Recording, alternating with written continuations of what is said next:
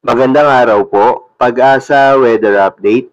Alamin ang lagay ng panahon ngayong araw na Sabado, November 11, 2023. At latest update sa low pressure area na binabantayan sa labas ng Philippine Area of Responsibility.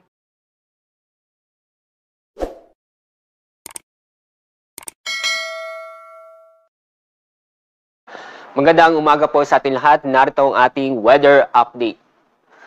Patuloy pa rin ang nakakaapekto ang easterlies sa bansa, kaya inaasahan pa rin natin ngayong araw ang mainit na panahon.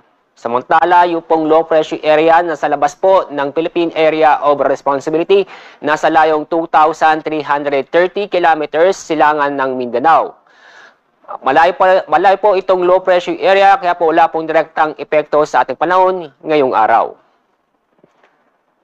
Sa ating magiging lagay na panahon ay itong Cagayan, kasama rin po ang Babuyan Islands at Batanes ay makakaranas po tayo ng maulap ang kalangitan na may tsansa ng mga mahihinang pag-ulan, dulot po yan ng amihan o northeast monsoon. Samantala, itong lalabing po ng bahagi po ng Luzon, kasama ang Metro Manila, ay magiging maganda at maliwas sa panahon, maliban lang po sa mga isolated na pag-ulan dulot ng thunderstorm.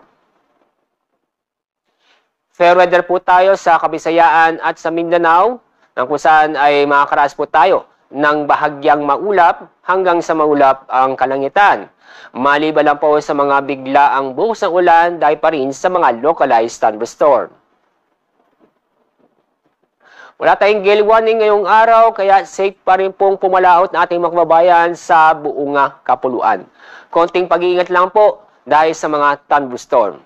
Nagkakaroon po tayo ng thunderstorm, kadalasan ito sa hapon o gabi.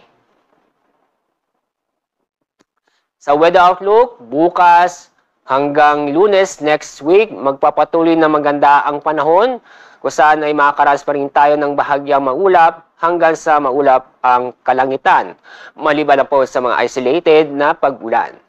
At sa mga kababayan po natin sa Baguio City, sa araw po ng Martes, November 14, magiging maulap ang papurin na may tsansa ng mga mahihinang pag-ulan. Sa Legazpi City, sa mga kababayan po natin doon, maging alerto po tayo sa mga posibleng pagbaha o pagguho ng lupa dahil sa araw po ng Martes, magiging maulan na panahon kung saan ay may mga mahihina hanggang sa katamtamang, hanggang sa kumisan may malalakas pong pag-ulan.